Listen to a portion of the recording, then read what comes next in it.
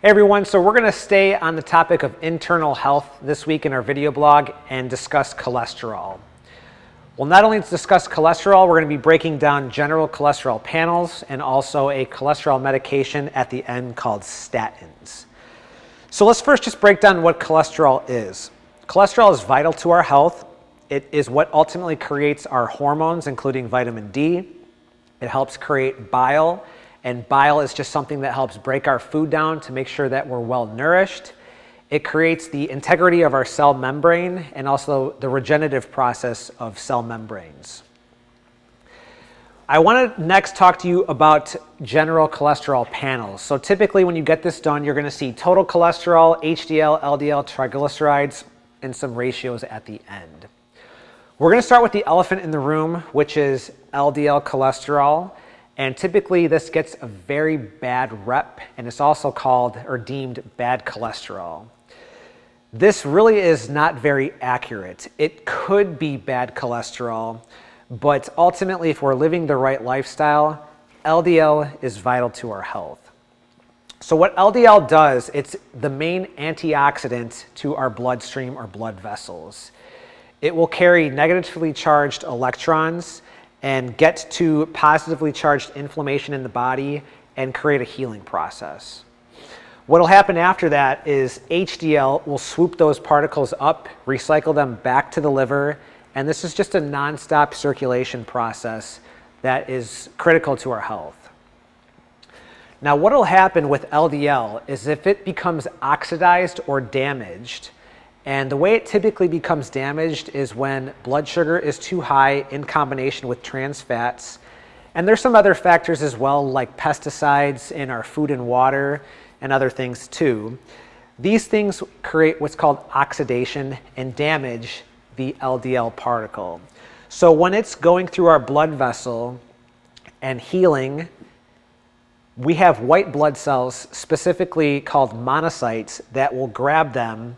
And if this process is chronic, it's going to create what's called a foam cell, and this is what ultimately creates blood clotting or atherosclerosis.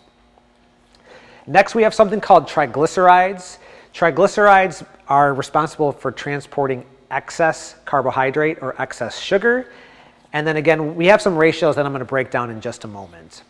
So I had two clients that came in last week, and they were very upset. One of them was told he's a heart attack waiting to happen, and the other one was, they were both pushed on statins or that cholesterol medication.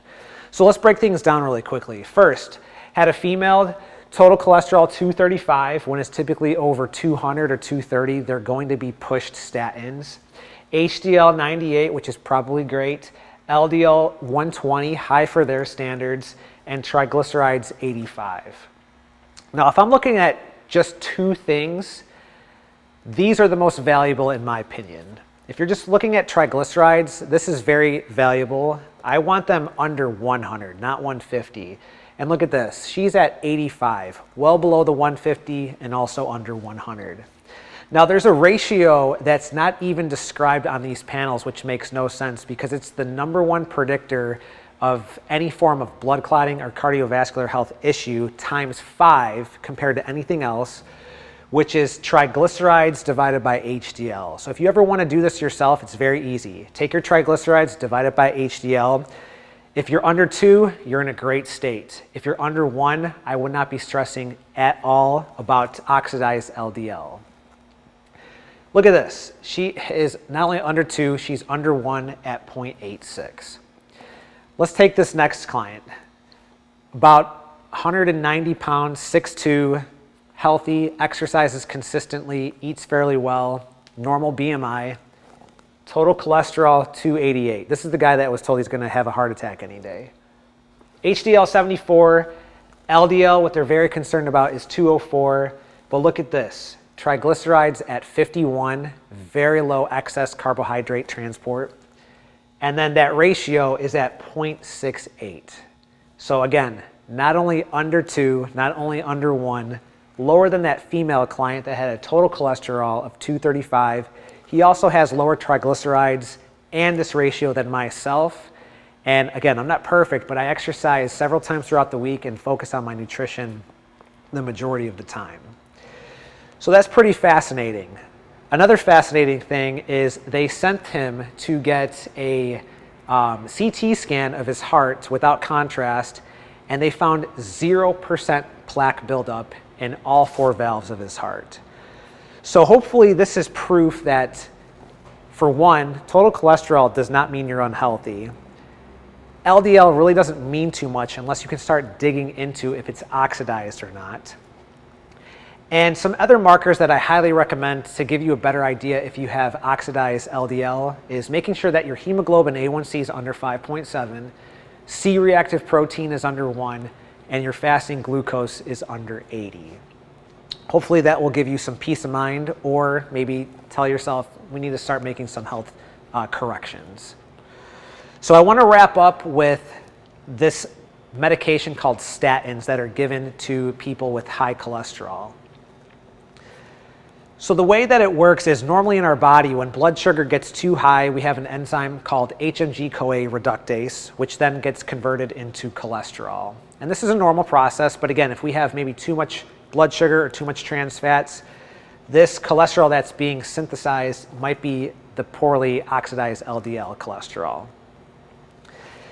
What statins do is they completely block HMG-CoA reductase, and they don't allow cholesterol formation to happen.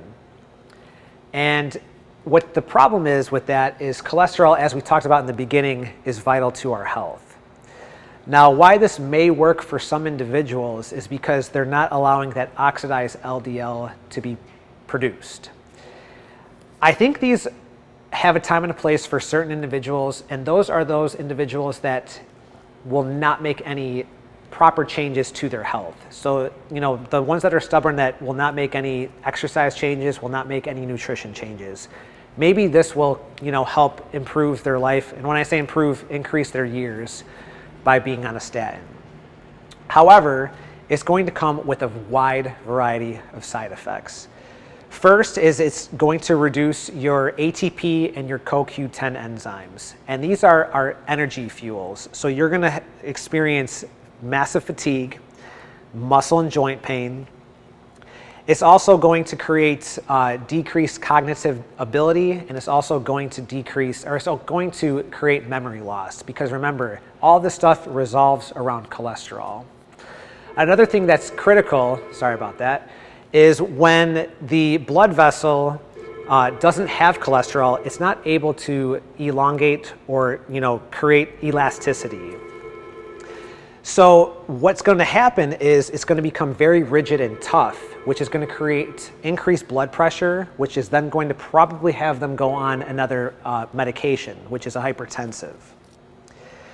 So these things are something that you need to highly consider before going on. And what I would do is I would look at a general panel and evaluate. And the nice thing is there's also very detailed panels. Quest Diagnostics has a cardio IQ panel that will give you even more information if you're worried about this oxidized LDL. So as always, guys, if you have any questions, reach out. I hope you enjoyed this topic of cholesterol, and we'll see you on the next one.